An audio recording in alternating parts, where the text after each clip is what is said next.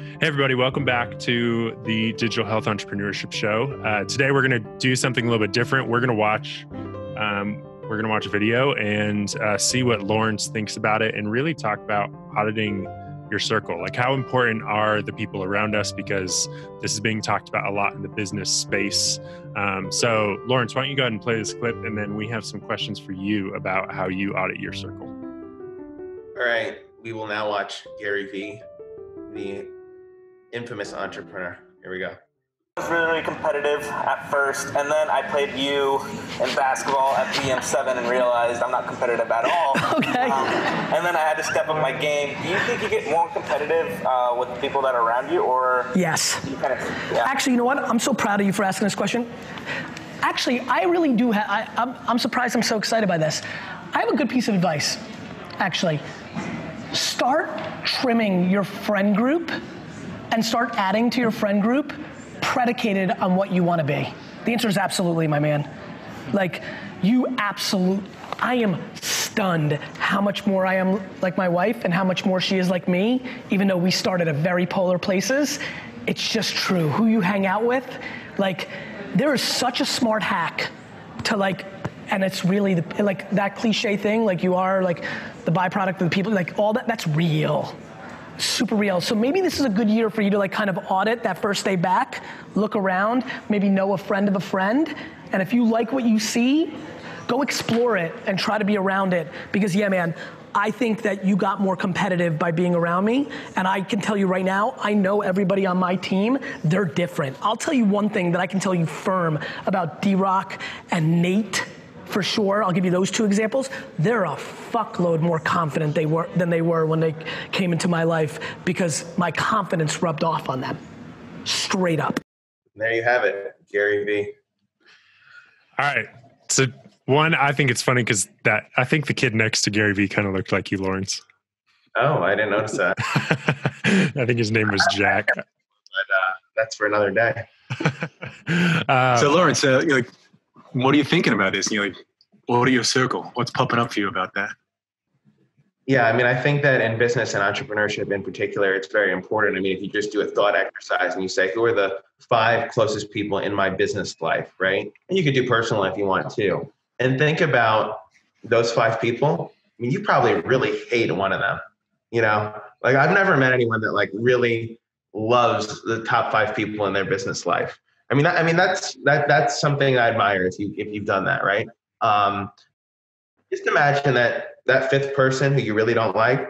Imagine if you remove them from your life. You finally say, enough, I'm done, right? And then you find someone that's even better than the first person on that list, and you do that every year. I mean, hopefully all your relationships are good and you have hundreds of good relationships. But I think that often entrepreneurs have a higher tolerance for bullshit than they should from the people in their life. Yeah, that's kind of how I view it. Well, what about the idea that the 5th person actually, even though they're a naysayer, even though they don't do what you ask them to do, correctly all the time, we kind of need that pushback from some of our colleagues, business partners, even our clients. That pushback that challenges us. The opposite of a yes man, so to speak. Well, it's good to have disagreement. Obviously, you want to encourage vigorous debate, because that's how you arrive at the best conclusion, through vigorous debate, right?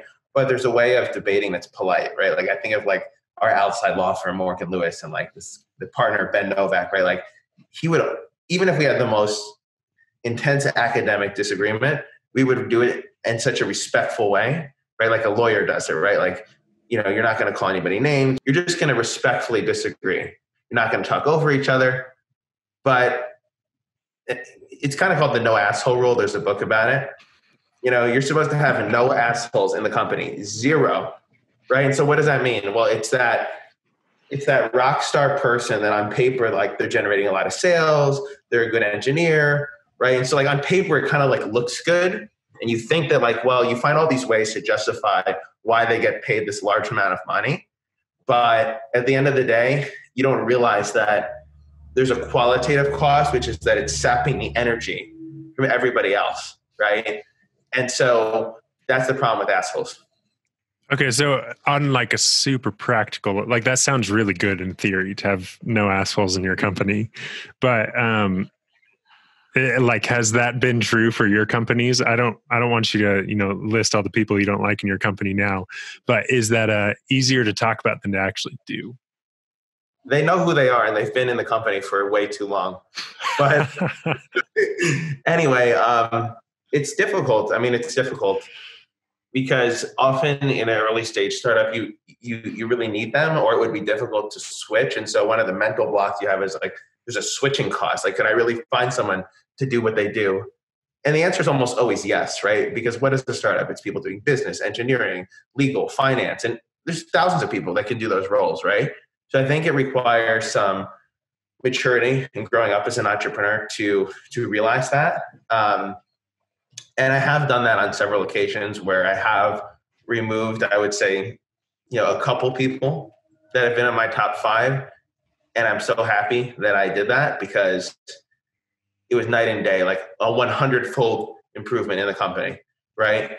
Yeah. Have you been good at firing, or has firing people been hard for you?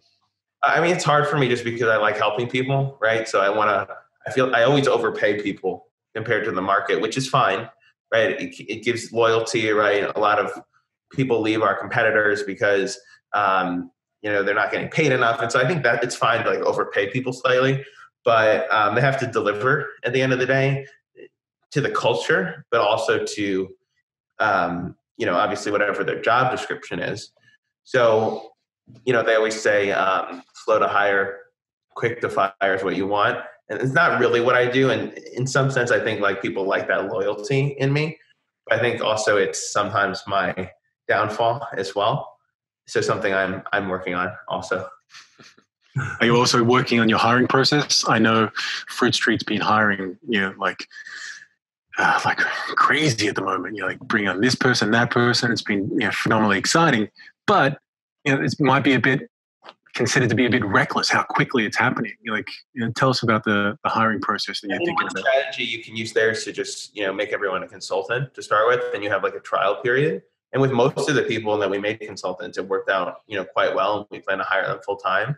But one person decided to quit and not be full time, and that was maybe for personal reasons or other reasons that don't necessarily have to do with the company. But there was also some conflict there as well, where it just became obvious that it wasn't going to be a fit. And it's not just for the company, it's for that other person too, right? I mean, sometimes somebody's working at a full-time job, but maybe they can be an advisor and you can get to know them and you can spend 10 or 20 or 30 hours with them as a consultant before you hire them full-time. So I think a lot of entrepreneurs make this mistake of putting everybody on W-2 as fast as possible rather than making them a consultant first.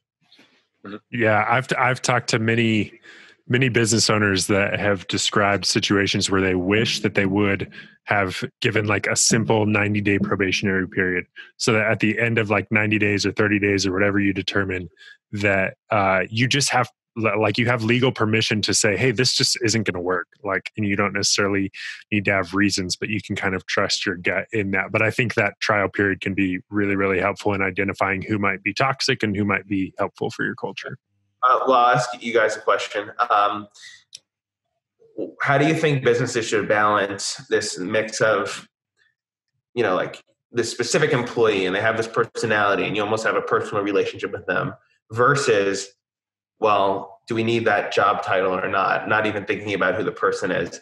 There's different ways of thinking about companies. It's a difficult question. I've been thinking about discretionary effort, like in terms of like working with people who I enjoy working with versus like experts or like people who are phenomenal at their job. I keep thinking about this discretionary effort. Like, how do we get A players to work on my teams and so forth, that they provide all this extra effort that isn't necessarily asked for or demanded. It's just they're just naturally inclined to just do these extra things, like, and be really awesome. Like, so Seth and I have known each other for years, for instance, but it's just not that friendship that solidifies our working relationship. It just goes so much more. But I don't know how to answer your question about that job title. What you said? Can you say that again? It's the idea that the job title, that's something. about hiring someone or firing them, do you take into account your personal relationship with them, or do you just be really, cutthroat? Yeah. I have a great difficulty with that. Yeah. What's your idea, Seth? I think it's, at least for me, I think it's almost impossible to truly remove the personal, completely remove the personal relationship. That might be different 10 years down the road in my professional career. I might be better at that talent, but I think it's incredibly difficult to truly remove the personal relationship, which is why I'm in the process of hiring somebody right now for my marketing company. And I've had several people that want the job that are very close to me, that I know. And right now I feel like I need to hire somebody that's coming in from outside the circle, because I want a new perspective. I want somebody I've realized before when I've hired friends or people I know really well, that my ability to not be as organized with them, or to be a little lazier because I know there's more grace in the friendship, has been way higher with people close to me. So it's a weird balance. I love working with friends and stuff, but also I think there's value in truly hiring for the position and knowing work is work. But I don't know. It's so blurry. Well, a related topic is relationships in the workplace. So for instance, I've done editing gigs for my wife and her organization. Does anyone on this call have any relationships in their current company, perhaps? Oh, it's funny you should ask that question. Much about my life. Yes, my wife is a chief marketing officer, and it generally works out quite well, although it doesn't always work out that well. But I think it can work. There's actually examples of, I think Eventbrite, that was a couple who had an IPO. There's several examples of couples starting companies and having IPOs together. I think that, you can, in some ways it's nice because you get to spend, all day with the person that you love, but also you have to be careful to mix, right, emotions on both sides. And I have to remind my wife that, I do make the business decisions at the end of the day, but it's challenging, but I think it can be quite successful, especially if you're married already. I think being married is a big difference. Yeah, I could, I've kept things separate. I mean, my wife has a small business she does and stuff too. And so I think that it's probably more helpful for us. I think that again, maybe I'd be better at it down the road, but I think I'd have a hard time. I don't think we'd be that good at working together on a daily basis right now, but she's much more cutthroat than me. So I often bring ideas to her, or I'm talking about ideas and she brings her opinion to me, whether it's wanted or unwanted. And it's always really good advice. So yeah, also my wife has 10 years of digital marketing experience, so she actually, on paper, would have been hired anyway. But yeah, here's an idea. How do we rank and rate business associates? So we talked about this 5 people. So for instance, I could do it with my personal friends in the hypothetical. If my dad died today, who would I call and cry about my dad's death? It's a pretty intense example, but business-wise, how do we rank and rate? Let's be playful about this. It's a serious topic, but let's just be playful. Yeah, I think that it's a combination of actually productivity, right? So if it's an engineer, how good are they, right? Are they producing a lot of bugs? Are they doing their work? Are they delivering things on time? And then it's the culture as well. And I think the third thing is communication.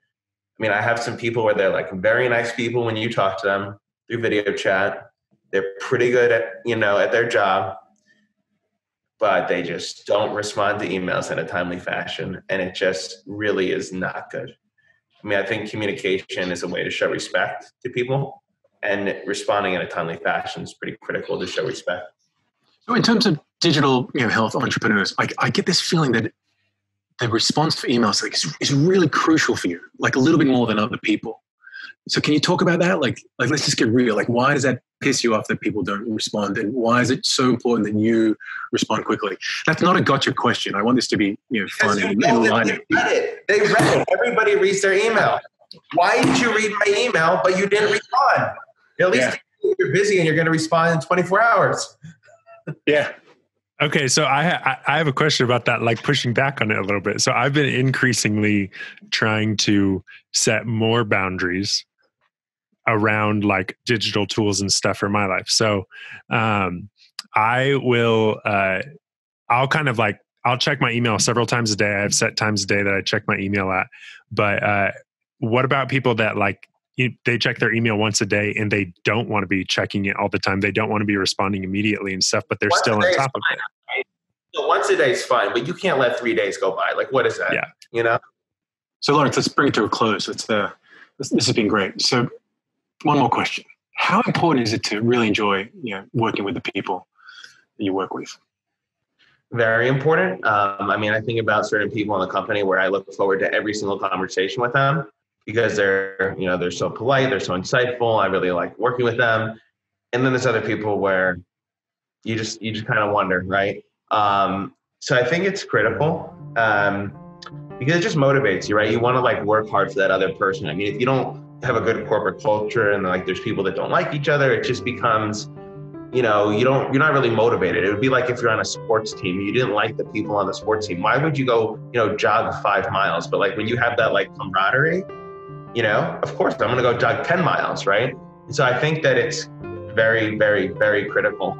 And I think too often people look at like this person's resume. What did this person do? Rather than how did they contribute to the overall company culture?